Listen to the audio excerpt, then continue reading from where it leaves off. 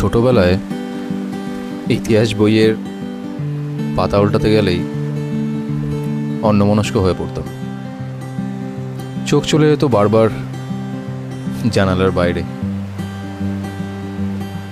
মনে হতো যদি চাক্ষুষ দেখতে পেতাম জায়গাগুলো।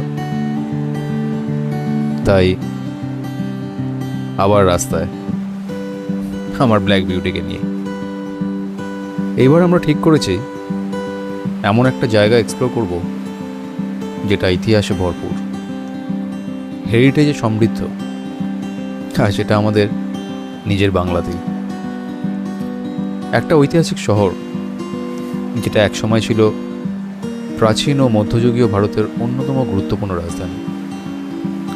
বিভিন্ন রাজবংশের অধীনে বঙ্গের রাজধানী হিসেবে যার ছিল আলাদা এক পরিচয়। এমন একটা জায়গা যেখানে একদিন সময় কাটানো যথেষ্ট না,